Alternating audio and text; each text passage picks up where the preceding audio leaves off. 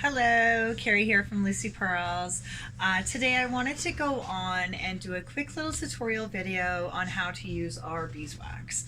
So we carry the Bluestone House line of silky and chalky patina paints, as well as all of their waxes and glazes that they do sell. So what I'm finding most is that people are coming to me and they're telling me about their projects, and we're going through what it is that they want and they need and their color choices, and then people are leaving with the chalky paint and finishing their projects.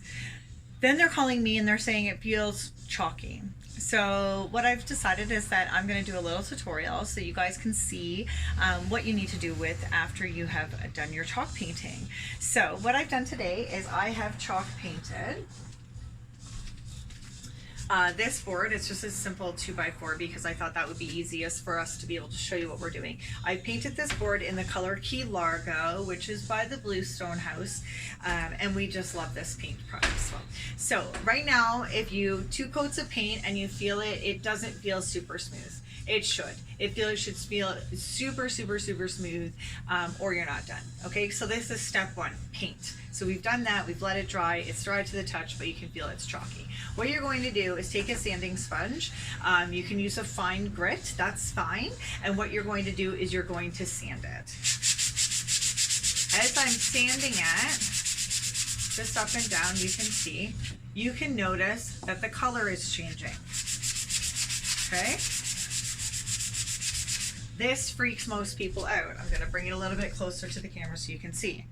So it's really brought this into a lighter color and this into the dark. Now, people will panic. I wanted the dark color. Don't worry, you're gonna get that dark color. In fact, I'm gonna leave this bottom of the board unsanded and in the just chalky paint, and I'm gonna refinish the top. So you can see where that line is, that we're doing that, okay? So now I'm gonna go in and finish this side. So we've sanded the piece down to the satisfactory level that we like, and it's nice and smooth, okay?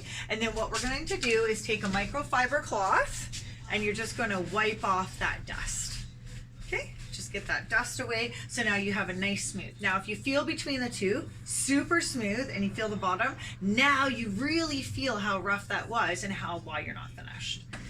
Then what you're going to do is you're going to take your beeswax, and any non-felting or non-lint rag will work. I like to use old t-shirts or anything like that, okay? You're just gonna take it, I just use my hand to do this, take a little bit of the wax, you can see that applied on there, okay? And then what we're going to do is apply it to where we have just sanded. You can see as we're applying it, I apply in a circular motion first. There's no right or wrong, but I apply in a circular motion first to make sure, like wax on, wax off, like Karate Kid if you're as old as me, to make sure I get into all those crevices. And then what I do is I go back and I buff it. Just up and down, you're gonna work those muscles, just buff it, okay? And what that's gonna do is make this now non-porous. If you leave it just the chalky and you put a cup of coffee on there and that coffee ring gets in there, it's gonna eat into that paint and you're not gonna be able to get it out. If you put a cup of coffee on the top where we put the beeswax, it will sit there and we'll be able to wipe it off.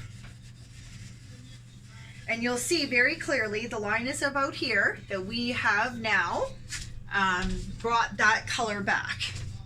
Okay, so you can see that we've brought the color back.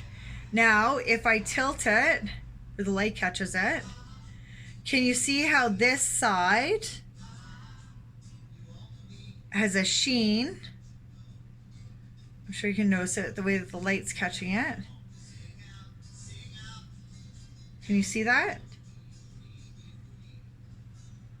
So this side has the sheen because it's been protected with the wax, and this side is still that same chalky and unprotected. So when you're looking at the light here, you can see how it looks a little bit lighter, but that's only because of the way that the light is shining on the wax. When you put it down flat or we put it like this, you can't tell. It comes right back to the same. Why this is important?